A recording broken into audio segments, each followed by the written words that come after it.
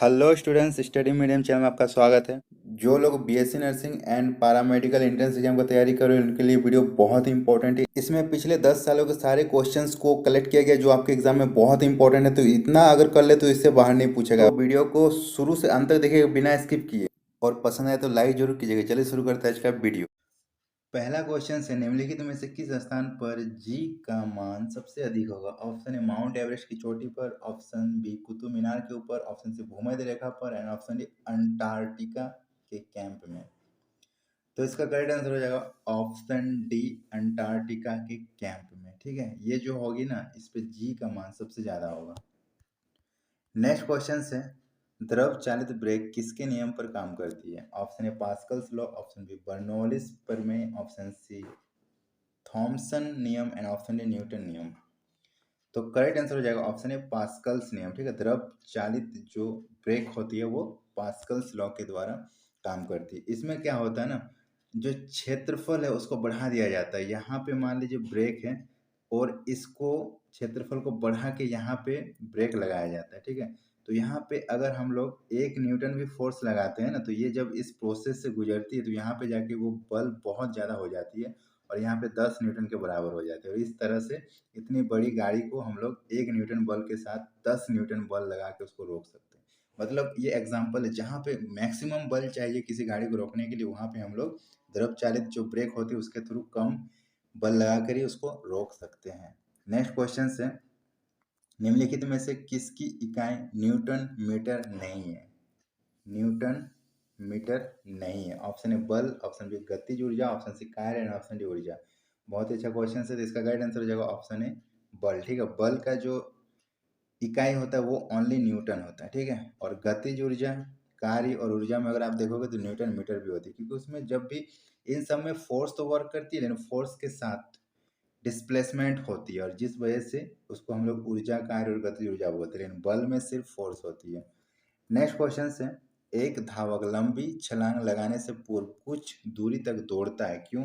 Option है दौड़ने से छलांग लगाना आसान हो जाता है, ऑप्शन बी इसमें उसका शरीर गर्म हो जाता है, ऑप्शन सी छलांग लगाते समय उसके शरीर की गति जड़ता उससे दूर तय करने में मदद करती है, एंड ऑप्शन डी छलांग लगाते समय वो फिसलता नहीं है।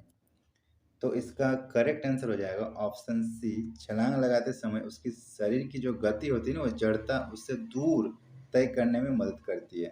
मतलब जो जड़त्व होता है उसको पहले खत्म किया जाता है। हमारा शरीर जब खड़ा रहता है तो उसमें स्टेबल जड़त्व रहता है। ठीक है, और वो उसको मेंटेन रखना चाहता है। फिर इसको हम लोग मोशन में लाते हैं, पूरा ये फुल मोशन में रहता है, तब ये शरीर में गतिज जड़त्व आ जाती है। ठीक है, और उसके बाद इसको जब छलांग लगाते हैं तो बहुत दूर जाके वो गिरता है। नेक्स्ट क्वेश्चन है, भिन्न भिन्न द्रव्यमान के दो पत्थर को एक भवन से एक शिखर से गिराया जाता है, तो वो एक साथ गिराए जाने पर क्या होगा? ऑप्शन ए छोटा पत्थर जमीन पर पहले पहुंचेगा, ऑप्शन बी बड़ा पत्थर जमीन पर पहले पहुंचेगा, ऑप्शन सी दोनों पत्थर जमीन पर एक साथ पहुंचेगा, एंड ऑप्शन डी पत्थर की रचना पर निर्भर करेगा।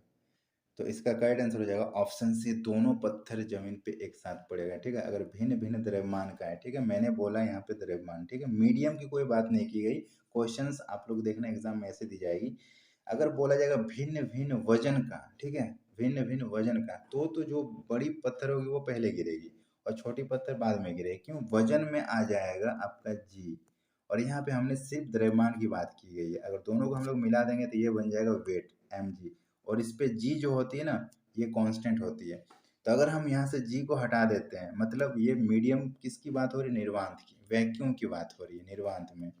तो निर्वात में क्या होता है, जब जी का कोई वैल्यू नहीं रहता, जी कांस्टेंट हो जाता है, तो वहाँ पे एम तो ऑलरेडी कांस्टेंट है और जी वहाँ पे होती ही नहीं है, तो एम यहाँ भी कांस्टेंट का ही काम करेगा। अगर M is equals to 100 kg हो और m is equals to 10 kg हो, तो दोनों ही कांस्टेंट के अकॉर्डिंग दोनों ही बराबर हो जाएगी। मतलब कोई वैल्यू नहीं पड़ेगा कि वो कितना द्रव्यमान वाली वस्तु है, वो दोनों ही एक साथ गिरेगी क्योंकि वो निर्वात मीडियम है। ओके, चलो नेक्स्ट क्वेश्चन से, कोणीय संवेग किसके बराबर होता है? ऑप्शन है जड़त्व आघूर्ण इंटू कोणीय वेग, ऑप्शन बी द्रव्यमान इंटू कोणीय वेग, ऑप्शन सी रैखिक वेग इंटू कोणीय वेग, एंड ऑप्शन है द्रव्यमान इंटू रैखिक वेग।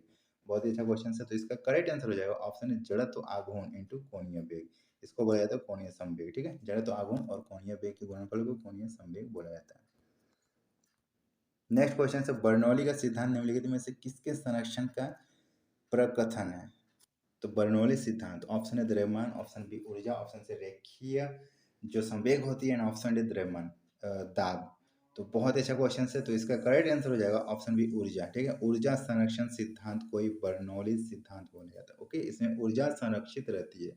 नेक्स्ट क्वेश्चन से लोहे की सुई पानी की सतह पर किस कारण तैरती है? ऑप्शन ए पानी के उत्प्लावन के कारण, ऑप्शन बी पृष्ठ तनाव के कारण, ऑप्शन सी श्यानता के कारण एंड ऑप्शन डी गुरुत्वाकर्षण बल के कारण।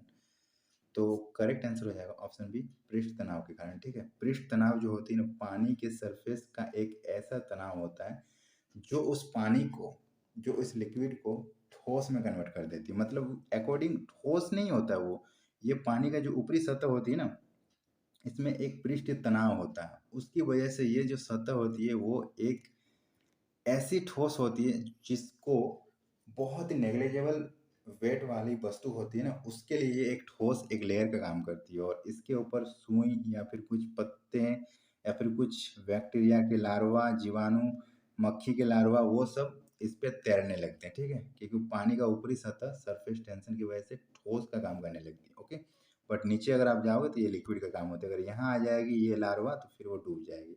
तो ऊपर वाला प्रोसेस जिस वजह से ठोस के रूप में काम करते उसको बोला जाता है पृष्ठीय तनाव, क्योंकि उसके पृष्ठ पे एक टेंशन फोर्स लगता है और वो उसको ऐसा कर देती है। ओके, नेक्स्ट क्वेश्चन है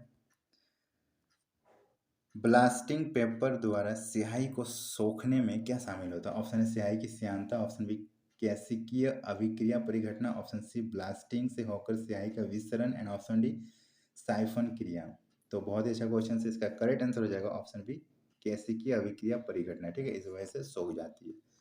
नेक्स्ट क्वेश्चन से किसी वस्तु का भार उस समय न्यूनतम होगा जब उसे रखा जाता है? ऑप्शन उत्तरी ध्रुव पर, ऑप्शन बी दक्षिणी ध्रुव पर, ऑप्शन सी विषुवत रेखा पर एंड ऑप्शन डी पृथ्वी के केंद्र पर।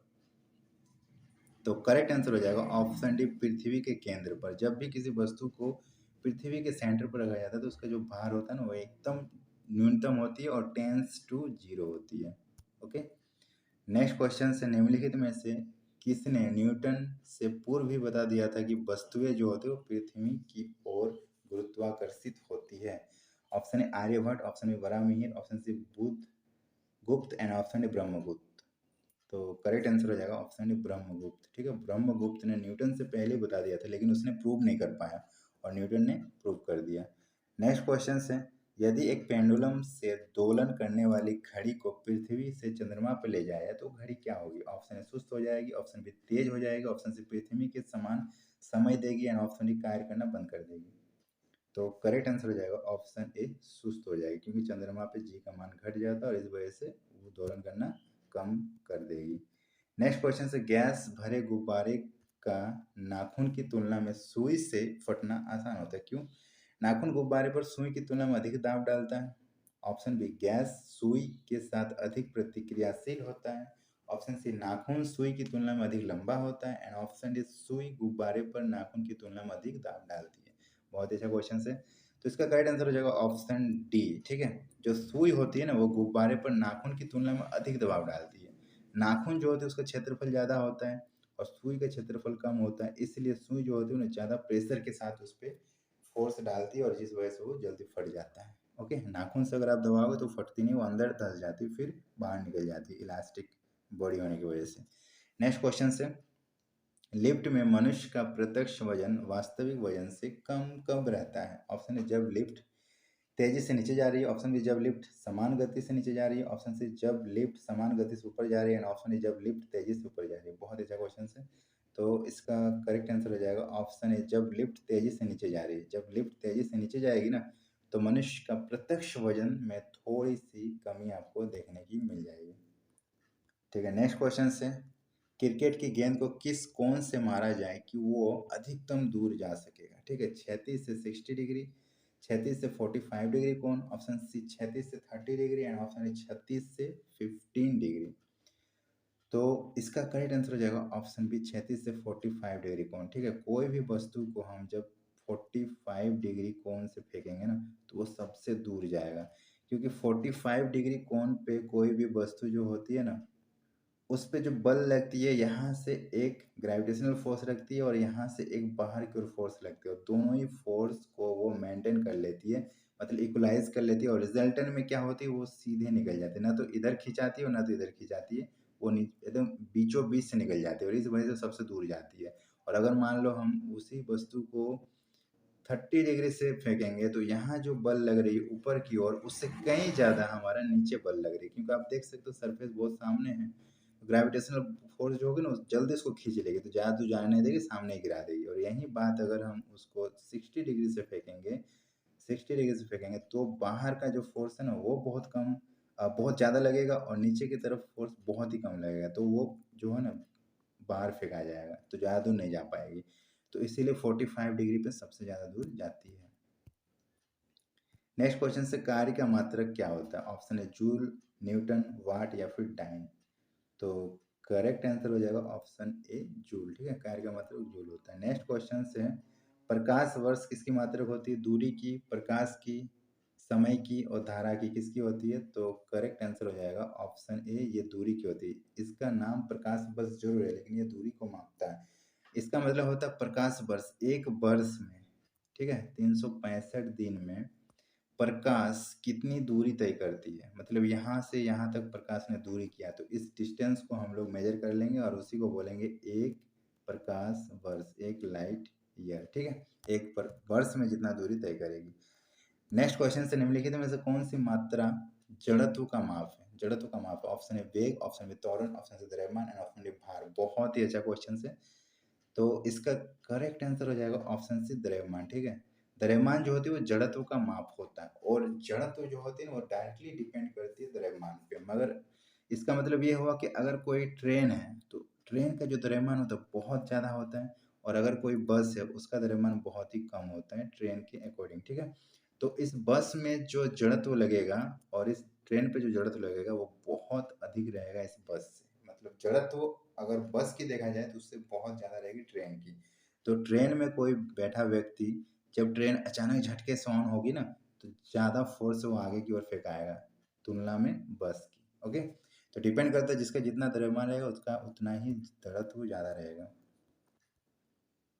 चलो नेक्स्ट क्वेश्चन है, सूची 1 को सूची 2 से आपको सुमेलित करना है और सूचियों के नीचे दिए गए कूट के सही उत्तर का चयन करना है। ठीक है, तो सूची 1 जो है ना उसमें अगर आप देखोगे सूची 1 का ए में अगर आप देखोगे उच्च वेग है, बी में तरंग धैर्य है, सी में दाब है और डी में ऊर्जा है।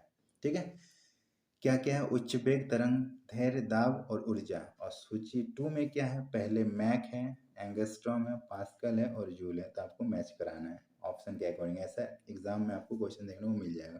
तो इसका करेक्ट आंसर हो जाएगा ऑप्शन सी। ऑप्शन सी मतलब एक का 1 हो जाएगा, जो उच्च वेग होती है ना, उच्च वेग वो हमारा हो जाएगा मैक। ठीक है, पहला। बी का 2 हो जाएगा, बी में तरंग धैर्य है, आप ये देख सकते हो तरंग धैर्य, तो तरंग धैर्य के लिए क्या हो जाएगा? एंगस्ट्रॉम, ये इनका यूनिट है। सी का 3 हो जाएगा, सी में क्या है? दाब, प्रेशर, तो प्रेशर का क्या होता है? पास्कल, ये आप देख सकते हो। और 4 में क्या है? जूल। 4 में आपका जो होगा वो डी का होगा, तो डी का हो गया ऊर्जा, ऊर्जा का होता है जूल। तो ये इस तरह से मैच होती है। ठीक है, एग्जाम में ऐसे क्वेश्चंस आपको पूछे जाएंगे। एंड नेक्स्ट क्वेश्चन है अगेन वैसा ही है, आप ये देख सकते हो। तो मैं आपको इसको सॉल्व करके बता देता हूँ। इसका आंसर हो जाएगा ऑप्शन ए। ठीक है, ए में क्या है? जूल, तो जूल का आंसर होगा 3। 3 मीन्स हमारा हो गया कार्य, ये देख सकते हो। ऑप्शन बी में क्या है? तो बी में है एम्पियर, तो एम्पियर का हो जाएगा 1। 1 में हमारा धारा है। ठीक है, ये हो गया एम्पियर। और सी में क्या है? तो सी में आप देखोगे वाट आपको मिलेगा, सी का हो जाएगा 2। तो 2 में आपका सामर्थ्य है, ये हमारा सामर्थ्य हो जाएगा। और डी में क्या है? डी में है वोल्ट, तो वोल्ट का हमारा हो जाएगा 4, जिसको हम लोग बोलते हैं विभवांतर, विभवांतर का यूनिट वोल्ट होता है। और ई में क्या है? ई में कैलोरी है, तो कैलोरी का क्या हो जाएगा? उष्मा, तो ये हो जाएगा हमारा उष्मा। तो इस तरह से आपको सुमेलित करके बताना है। ओके, वीडियो यहीं तक है, अगर पसंद आया तो लाइक कर दीजिएगा, अपने फ्रेंड के साथ शेयर कर दीजिएगा, और सारे पार्ट देखना हो तो डिस्क्रिप्शन बॉक्स में जाइए, आपको प्लेलिस्ट का लिंक मिल जाएगा, और चैनल को सब्सक्राइब जरूर कर दीजिएगा। चलिए मिलते हैं नेक्स्ट वीडियो में, तब तक के लिए bye bye, thanks for watching.